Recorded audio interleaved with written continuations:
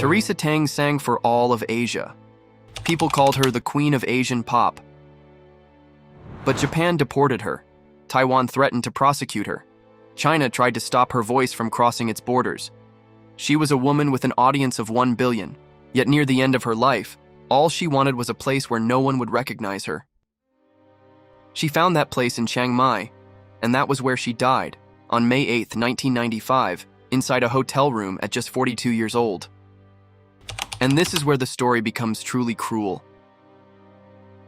All of Asia adored her. 3 men had once wanted to marry her. Hundreds of millions of people knew every line of her songs by heart. Yet in her final days, the only person by her side caring for her was a French boyfriend, a man who even today remains surrounded by unanswered questions. So how did her life become such an extraordinary chain of tragedy and glory? And did her death have anything to do with that Frenchman? Join me as we unravel the mystery in this video. Please keep in mind that I've compiled and gathered this story from many different sources, so if there's anything that needs to be corrected, please leave a comment below. I want to begin with one detail that most memorial pieces tend to rush past, because it's nowhere near as beautiful as the rest of the story. Teresa Teng was born on January 29, 1953, in Baozhong Township, Yunlin County, Taiwan. Her father, Teng Su, was a military man who had graduated from the Whampoa Military Academy. He retreated to Taiwan with the Kuomintang in 1949 and ended up stranded there for good. 7 mouths had to be fed in a cramped military dependence village. Her father couldn't find a decent job, so he set up a street stall and took whatever odd jobs he could get. Teresa was the only daughter, squeezed between 3 older brothers and 1 younger brother. The family was so poor that toys were a luxury. The only real entertainment the children had was gathering around the radio. And it was through that radio that her mother, Chow Su-kway, discovered something extraordinary. Teresa was only 3 years old, yet she could already imitate the songs she heard without missing a single word. In another family, people might have called that the moment a gift was discovered. To me, it was the moment a struggling family realized that the most valuable thing they owned was the voice inside a little girl's throat, and they began putting it to work very early. She was barely in middle school when she was sent out to sing in nightclubs and cabarets. Performing several shows in a single evening became routine. She sang at Paris Night, then at Seventh Heaven in the heart of Taipei, until simply putting her name on the sign outside was enough to fill every seat. In other words, at 13 years old, she was standing under yellow stage lights night after night, singing to grown men drinking alcohol, while other children her age were still sitting in classrooms. Naturally, her education began to fall apart. By 1967, the school had had enough and gave her an ultimatum. She had to choose one, school or singing. Teresa Teng chose to leave school. Soon afterward, the general manager of Universe Records heard rumors about a young girl with an unusual voice. He personally went to the nightclub to hear her sing, and after just 2 songs, he pulled out a contract. At 14, Teresa Teng signed it, released her debut album, Fengyang Flower Drum, and officially became the main financial support for her entire family. That was the day the little girl disappeared. From that moment until the age of 42, there was never a single day when this woman was allowed to live without having to support someone, carry someone else's burden, or make someone else happy. In 1969, when she was 16 and set foot in Hong Kong for the first time, the stages there favored performers who looked glamorous, mature, and sensual. The more dazzling you were, the more attention you attracted. Going completely against that formula was a gamble. Teresa Teng didn't need an extravagant costume to make people look at her. She simply opened her mouth and sang a soft Cantonese tune. And according to the story that's been passed down ever since, the entire nightclub fell silent. The audience even forgot they were still holding glasses of liquor in their hands. Yet what truly made the people of Hong Kong take her into their hearts had almost nothing to do with what happened on stage. The following year, she took part in the White Flower Oil charity auction at the Hong Kong Products Expo and raised a substantial amount of money, becoming the youngest white flower oil charity queen at the time. She'd received the crown again in 1972. She visited Caritas Hong Kong and Polung Kuk, and there are stories that Teresa Teng would sometimes quietly visit orphanages on her own, hand out gifts, then sit down and sing with the children, without bringing reporters or cameras along. I believe those stories. And I think I understand why. When a child grows up with so little, then later sees other children standing there with nothing in their hands, The first reaction isn't pity, it's recognition. You see yourself in them. The people of Hong Kong seemed to understand that about her, and from that point on, they stopped seeing Teresa as merely a young singer from Taiwan. In their hearts, she'd become one of their own.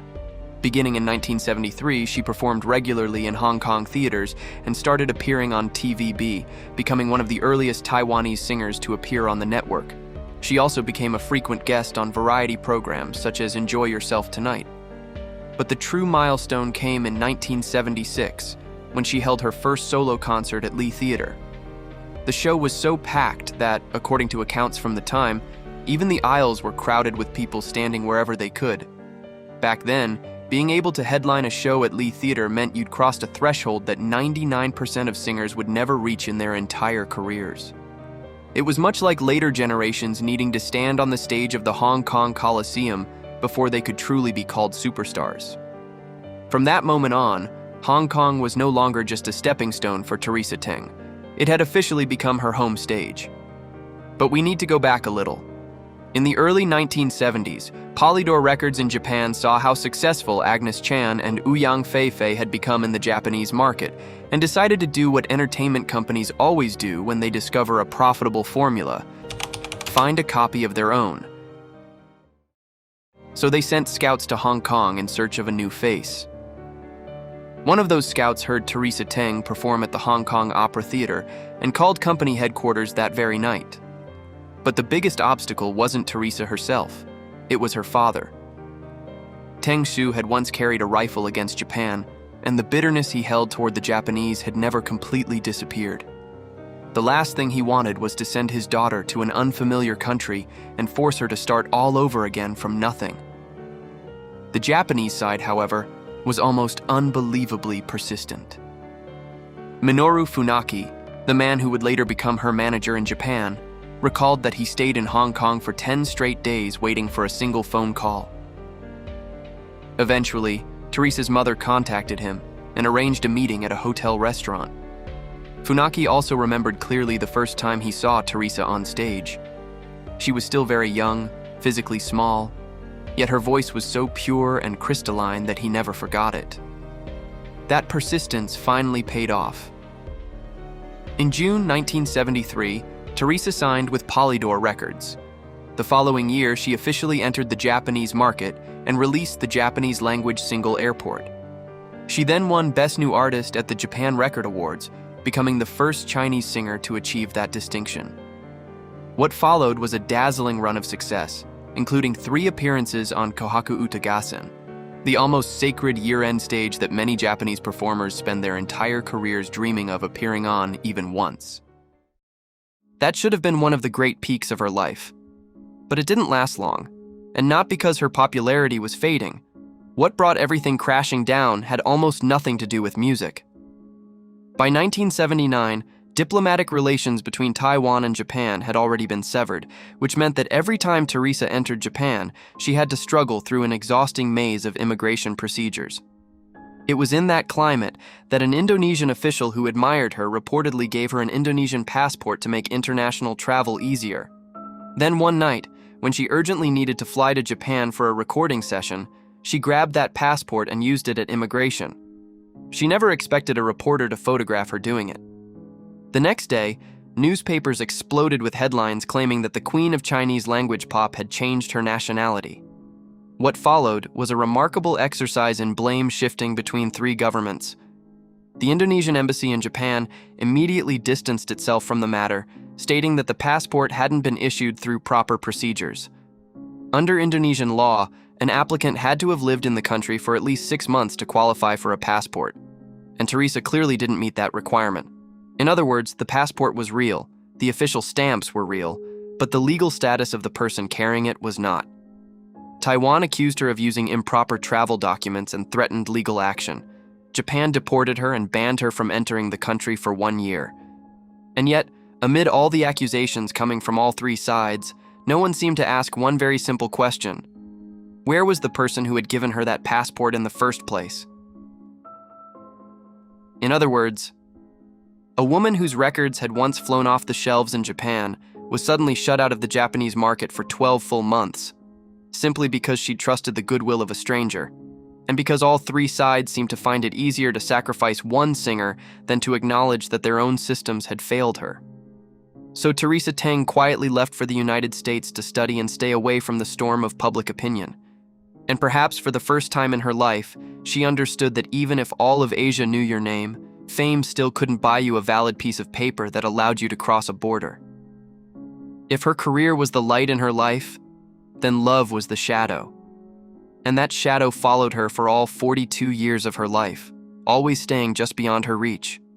Because each of the three great romances of Teresa Teng's life stopped at exactly the same place, one final step before marriage. Her first great love began in Malaysia in 1971 with Lin Zhenfa, the son of a wealthy family who pursued her in exactly the way you'd expect from a rich young man in the 1970s. Night after night, he'd buy out the first 3 rows of seats at the nightclub just so he could sit there and applaud while she sang. The two fell in love and eventually became engaged. The wedding invitations were printed, and the ceremony was set for the spring of 1977.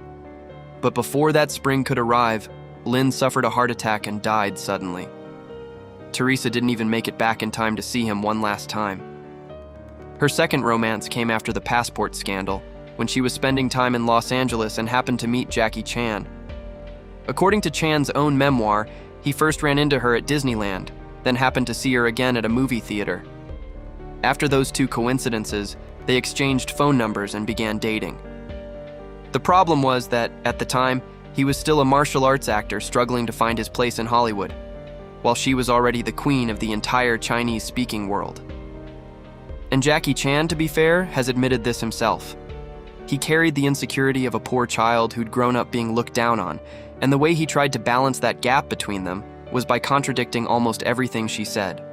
If Teresa said a medium steak tasted best, he'd order his well done. If she praised the wine, he'd insist on drinking beer. It sounds funny, but underneath it was the image of a man using a restaurant menu to reclaim his own sense of pride. The breaking point came one day when Teresa showed up at his film set dressed in a full evening gown to visit him.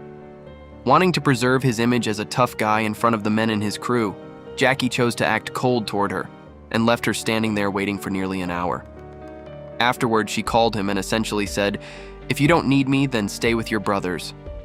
Then she sent him a cassette tape containing a song she'd recorded herself. "Return my love to me." And I have to admit, that may be one of the classiest ways to end a relationship I've ever heard.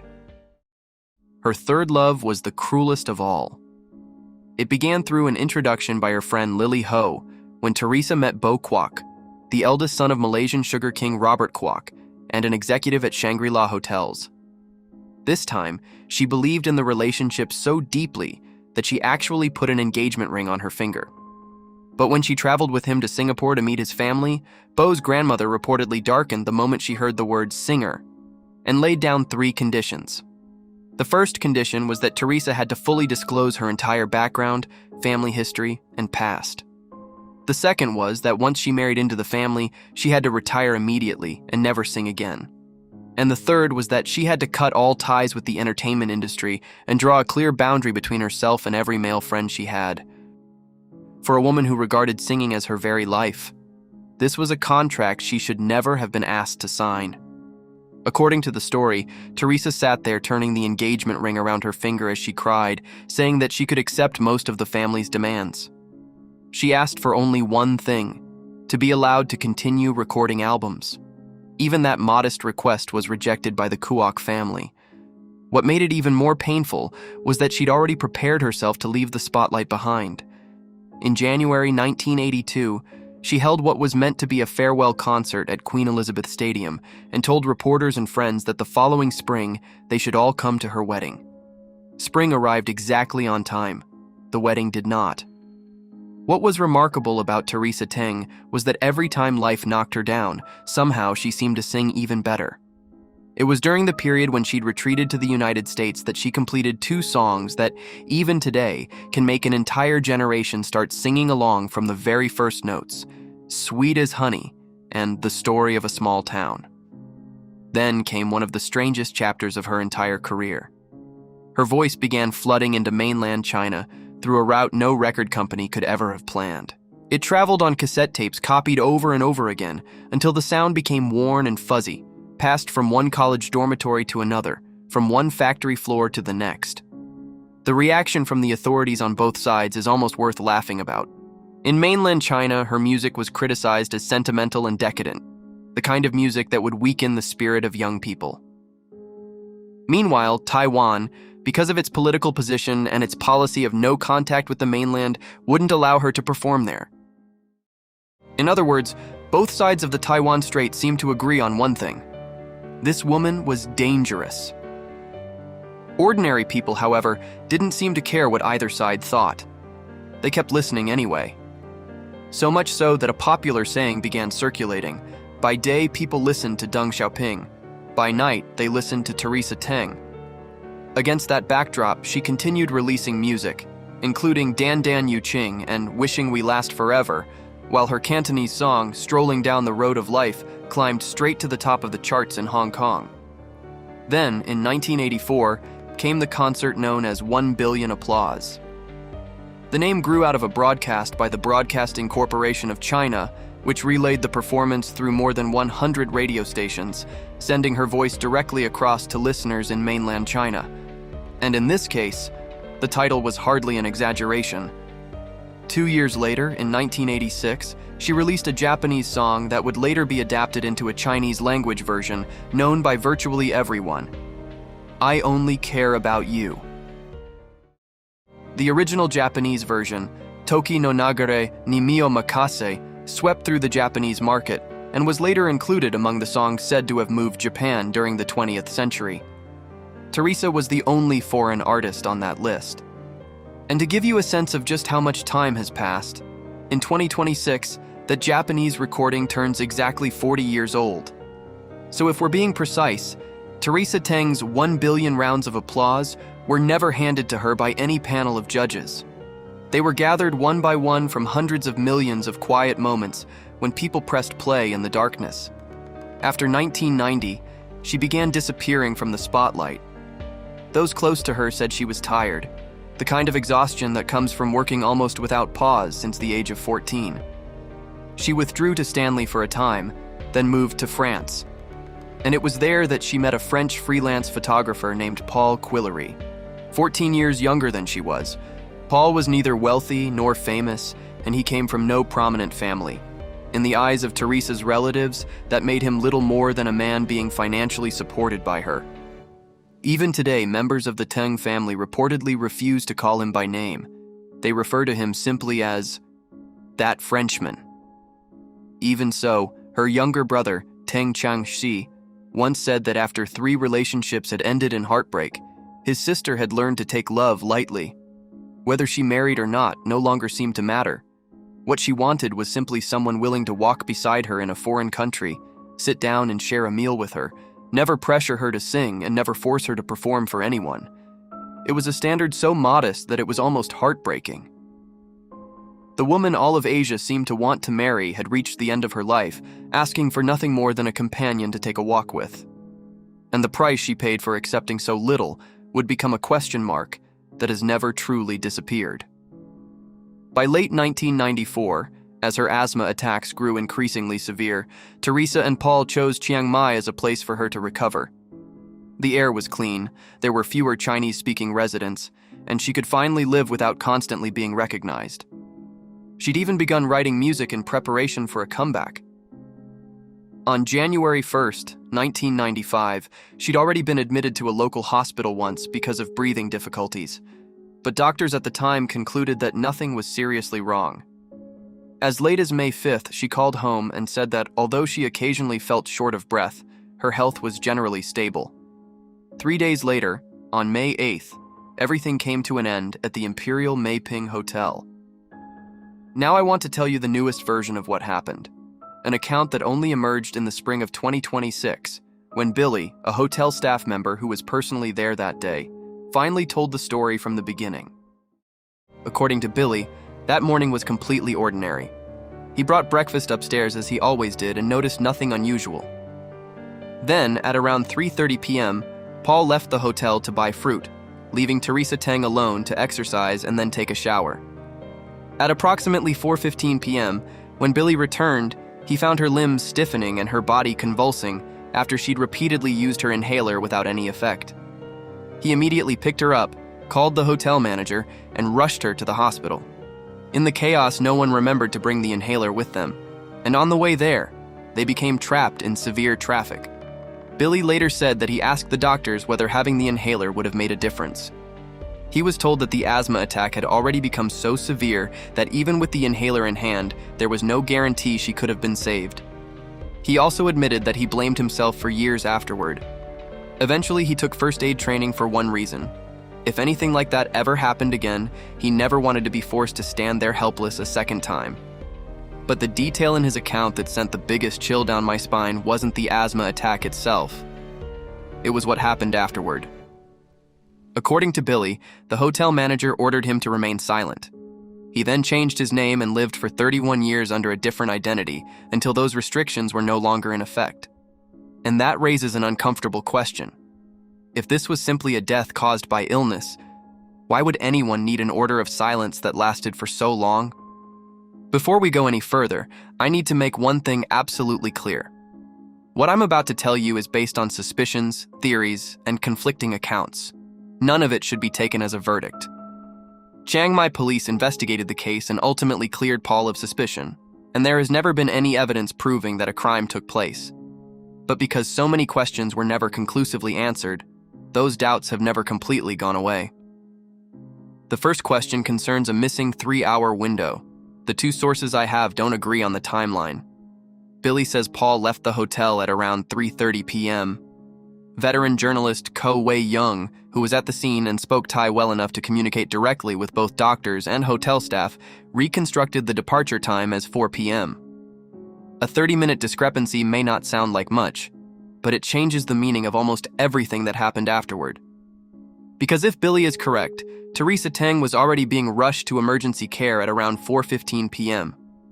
That means that while Paul was still somewhere outside the hotel, she was already at the hospital. His 3-hour absence, even if that account is accurate, would not itself have been what killed her. What people have found far harder to accept is something else. According to Ko Wei-young, Paul returned to the hotel at 7 p.m. and was immediately told by staff that his girlfriend had been taken to the hospital. At that moment, word of her death hadn't yet reached the hotel. And yet, according to this account, he simply went back to the room and fell asleep. It wasn't until 8 p.m. that police had to wake him to tell him she had died. The hotel manager, who was on duty that day, later told the journalist that he had never seen a man behave with such irresponsibility. The second question concerns what was described as a handprint on her face. Ko Wei-young publicly claimed that there was a clearly visible red mark shaped like a hand on Teresa's left cheek. From that, he proposed a theory that the couple may have argued, that she may have been slapped, and that the emotional shock then triggered the asthma attack that ultimately killed her. But the emergency physician gave the exact opposite account, insisting that there were no bruises and no signs of any external injury whatsoever. Later, some experts offered a more neutral explanation, that the mark on her face may simply have been caused when she fell and struck something while struggling to breathe during the asthma attack. To this day, however, no one has been able to prove which version was correct. The third question, and in my view the most important one, is why there was no autopsy. In the medical records at Chiang Mai Ram Hospital, there is still a handwritten request from Paul himself asking that Teresa's body be left intact. Her death certificate also clearly states that an autopsy was not permitted. When the hospital proposed conducting one, he refused. Years later, the emergency physician who treated her said he deeply regretted not insisting, because with a death that occurred under circumstances like these, he believed he should have pushed the matter to the very end. That decision became the seed from which nearly every conspiracy theory that followed would grow. There were needle marks on her neck, which led some people to speculate about a drug overdose or a medical accident, although the most conventional explanation is that they were simply marks left by chemicals used to preserve the body. Then there was an even more extreme theory claiming that Teresa had been an intelligence agent for Taiwan, a story that grew out of remarks made by a military general, and eventually spiraled into speculation that her death had been arranged. To this day, none of those theories has ever been conclusively proven or disproven, and because of that, they continue to circulate. The fourth question is perhaps the cruelest one. Could the very thing Teresa used to save herself have contributed to her death? Respiratory specialist Zheng Nanshan, who knew the doctor involved in her treatment at the time, later explained that Teresa had caught a cold after arriving in Chiang Mai. When asthma is triggered by a viral infection, the kind of inhaler Teresa depended on may no longer be enough to stop the attack. She had relied heavily on that inhaler for years because she feared that other treatments might affect her singing voice. So when the inhaler failed that day, she tried again, and then again. The repeated use of the medication in that condition may have contributed to severe oxygen deprivation in the brain, ultimately leading to cardiac arrest. Doctors attempted to revive her for nearly 45 minutes at the hospital, but they couldn't save her. One of the Thai physicians involved that day later added one heartbreaking detail. By then, Teresa's overall health was already extremely poor, with both her lungs and kidneys badly compromised. Her official time of death was recorded as 5:30 p.m. She was only 42. To be fair, there is another side to the story. Kim May, a longtime housekeeper who had served Teresa for years at her private residence, later appeared on television to defend Paul, saying she believed the public had treated him unfairly. Billy himself has also said that if Teresa had lived, he believed the two of them probably would have married. People can react in strange and unpredictable ways to death, from shock and emotional numbness to outright denial. So a seemingly cold decision to go to sleep at 7 o'clock that evening isn't by itself evidence of a crime, but it may still tell us something else. That when Teresa needed someone most, the woman who had spent decades surrounded by millions of admirers had no one beside her who knew how to protect her. On May 8, 2026 at Yunyuan in Qinpao-san, Teresa's family held a memorial concert attended by fans who had flown in from around the world. Her third older brother, Teng Chang-fu, thanked everyone for remembering his younger sister after so many years. And there was one image from that ceremony that stayed with me. Minoru Funaki, the man who had once waited 10 days in Hong Kong just for the chance to meet her, was now 93 years old. Yet he still flew to Taiwan simply to see her one more time. That same day, in Zhengzhou, the Teresa Teng Digital Technology Music Center officially opened its doors. The center displays many personal belongings from her lifetime and uses AI technology together with three-dimensional projection to bring Teresa back onto the stage, allowing her digital image to perform her classic songs again and even to sing new songs written for her after her death. And that is where the final contradiction of Teresa Teng's story becomes impossible to ignore. Today, we can reconstruct her voice down to every breath and every tremble, but the final 15 minutes of her real life are gone forever.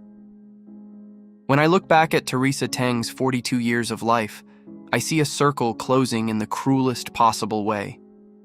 The career that once saved her family from poverty was the same career that later kept her from being accepted into the family she hoped to marry into.